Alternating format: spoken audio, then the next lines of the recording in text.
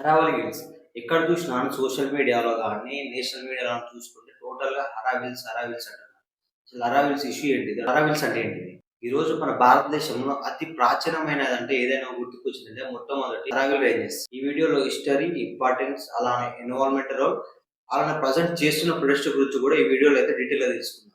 So ఈ వీడియోని అయితే లాస్ట్ వరకు చూడండి. అసలు అరావిల్ రేంజెస్ అంటే ఏంటిదంటే మన భారతదేశంలో అతి ప్రాచీనమైనది ఏదైనా ఉందంటే అది అరావిల్స్. ఎందుకంటే ఇది 1.3 బిలియన్స్ ఎగోది. అంటే చూసుకుంటే హిమాలయస్ కంటే చాలా ముందు నుంచి ఉన్నది అరావలి హిల్స్. అరావలిస్ ఎక్కడ ఉన్నాయంటే గుజరాత్ నుండి స్టార్ట్ అయ్యి రాజస్థాన్, హర్యానా, ఢిల్లీ ఇలా ఎక్స్టెండ్ అయితే ఉన్నాయి. ఓవరాల్ చూసుకుంటే ఈ రేంజెస్ అనేవి 670 కిలోమీటర్స్ అయితే ఉన్నాయి. హైయెస్ట్ పీక్ వచ్చేసి మౌంట్ ఆబు. టోటల్ గా ఇది 5600 ఫీట్ హైట్ అయితే ఉంది. అరావలి హిస్టరీ అయితే బాగానే ఉంది. మరి ప్రజెంట్ హిస్టరీ అయితే ఈ పీక్స్ మీద కొంతమంది కనుపడ్డారు. ఎలా అంటే ఏవైతే ఇప్పుడు ప్రజెంట్ ఉన్న రేంజెస్ దాన్ని మొత్తంగా డిస్టర్బ్ చేసి అక్కడైతే రియల్ ఎస్టేట్ చేయాలనుకుంటున్నారు. ఇప్పుడైతే ప్రజెంట్ అయితే సుప్రీం కోర్టు ఒక ఆర్డర్ ఇచ్చింది. ఏంటిదంటే అక్కడ కన్స్ట్రక్షన్ చేసుకోవచ్చు అనేసి అయితే సుప్రీం కోర్టు ఆర్డర్ ఇచ్చింది. అది కూడా ఎలా ఇచ్చిందంటే సుప్రీం కోర్టు ఎలా చెప్పిందంటే 100 మీటర్స్ కంటే ఎక్కువ దాటిని అయితే రేంజెస్ అయితే కన్ఫర్మ్ చేస్తారంట. 100 మీటర్స్ కంటే తక్కువ ఉన్న దాని అంటే 99, 98 ఫీట్స్ ఉన్న దానిని అయితే రేంజెస్ కింద కన్సిడర్ చేయమని చెప్పారు. ఓవరాల్ గా చూసుకుంటే ఆ రేంజ్ అనేది 93% ఆఫ్ 100 మీటర్స్ కన్నా తక్కువ ఉంది. అంటే కేవలం 7% మాత్రమే 100 మీటర్స్ కంటే ఎక్కువ ఉంది. అంటే 93% ఆఫ్ రేంజెస్ అయితే డిఫారెస్టేషన్ చేసుకోవచ్చు, కన్స్ట్రక్షన్ చేసుకోవచ్చు అనేసి అయితే అఫీషియల్ గా సుప్రీం కోర్ట్ అయితే పర్మిషన్ జారీ చేసింది. ఇప్పుడు ఆ రేంజెస్ దగ్గర ఇల్లీగల్ గా మైనింగ్, డిఫారెస్టేషన్, కన్స్ట్రక్షన్ చేయడానికైతే మన భారతదేశంలో ఉన్న అతిపెద్ద బిజినెస్ మ్యాన్స్ అయితే టార్గెట్ గా పెట్టుకున్నారు. ఆ రేంజెస్ అనేవి మన భారతదేశానికి చాలా ఇంపార్టెంట్. ఎందుకు ఒక్కొక్క పాయింట్ అయితే మనం డివైడ్ చేసి చూద్దాం. రాజస్థాన్ మనం చూసుకుంటే మన భారతదేశంలో అతిపెద్ద అయిన desert Thar desert. Thar desert ఎక్కడ ఉందంటే రాజస్థాన్ ఉంది. ఈ థార్ డెసర్ట్ ఒక ఏరియా కాడ సర్టెన్ గా ఆగిపోవడానికి రీజన్ ఏంటిదంటే ఈ రేంజెస్. ఎందుకంటే ఈ లెఫ్ట్ సైడ్ ఉన్నదంతా థార్ డెసర్ట్ అనుకుంటే రైట్ సైడ్ ఉన్నది రేంజెస్. థార్ డెసర్ట్ ని ఎక్స్టెండ్ కాకుండా కాపాడుకుంటుంది ఈ రేంజెస్. ఇప్పుడు కానీ ఈ రేంజెస్ పోతే మాత్రం థార్ డెసర్ట్ అనేది ఎక్స్టెండ్ అవుతుంది. ఇలా టోటల్ గా రాజస్థాన్ అయితే ఎడారిగా మారే ఛాన్సెస్ అయితే హెవీగా ఉన్నాయి.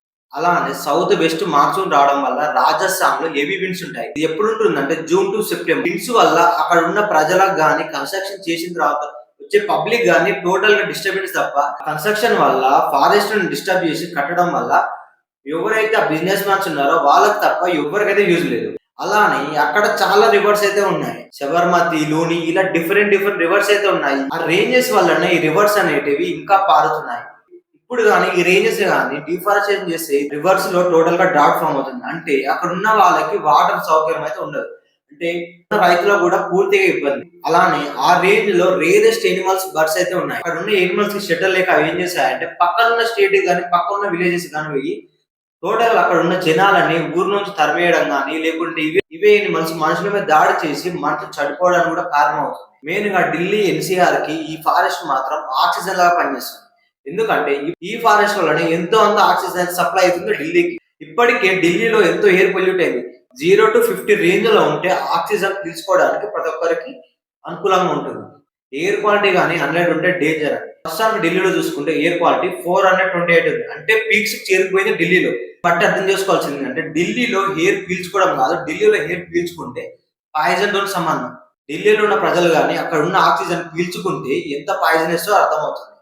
అందుకోసం అనేసి ఢిల్లీ గవర్నమెంట్ స్కూల్ పిల్లలకైతే హాలిడే ప్రకటించింది. అలానే ఎవరైతే ఆఫీస్కి వెళ్ళి వర్క్ చేసుకుంటారో వాళ్ళకైతే వర్క్ ఫ్రమ్ హోమ్. రేంజెస్ మన దేశానికి ఎంతో ఉపయోగపడుతుంటే డిఫారెస్టేషన్, మైనింగ్ చేస్తే ఎవరికి లాభం? ఇది ఒక రాజస్థాన్, గుజరాత్, హర్యానా, ఢిల్లీ వీళ్ళ సమస్య ఒకరి కాదు. మన భారతదేశంలో ఉంటున్న ప్రతి ఒక్క సిటిజన్ అయితే ప్రతి ఒక్కరైతే ఈ సమస్య గురించి వాయిస్ రేజ్ చేయాలి. ఎందుకంటే ఇది మన కోసం అలానే మన ఫ్యూచర్ కోసం. ఈ రేంజెస్ తీసేసి ఎవరికి యూజ్ ఉందండి? వాటర్ ప్రైసెస్ పెరుగుతుంది, టెంపరేచర్ పెరుగుతుంది, అలానే విండ్ ఫ్లో పెరుగుతుంది, డెసర్ట్ కూడా ఇంక్రీజ్ అవుతుంది. అంటే ఇలా చేసుకుని పోతే రాజస్థాన్ పేరు కూడా రాజస్థాన్ అని తీసేసి టోటల్ గా అయితే డెసర్ట్ అనేది పెట్టుకోవాల్సి వస్తుంది. అరావలి రేంజెస్ మన భారతదేశం ఒక నేచురల్ హెరిటేజ్. ఈ హెరిటేజ్ అయితే మనం కాపాడుకోవాలి. అందుకోసం అని ఎంతో మంది రోడ్ ఎక్కి అయితే ప్రొటెక్ట్ చేస్తున్నారు. చదువుకున్న వాళ్ళు, రైతులు, స్టూడెంట్స్ ప్రతి ఒక్కరు అయితే రోడ్ ఎక్కి ప్రొటెక్ట్ చేస్తున్నారు. ఎందుకంటే ఇది ఒక్కరి సమస్యనే కాదు, ఇది మన భారతదేశం సమస్య అని చెప్పేసి ప్రతి ఒక్కరు అయితే వాయిస్ రేజ్ చేస్తున్నారు. ఈ వీడియో కానీ మీకు నచ్చితే లైక్ చేయండి. అలానే మీ ఒపీనియన్ అయితే కామెంట్ లో చెప్పండి. ఇలాంటి ఇన్ఫర్మేటివ్ వీడియోస్ కోసం అయితే సబ్స్క్రైబ్ చేసుకోండి. Thank you. జై హింద్.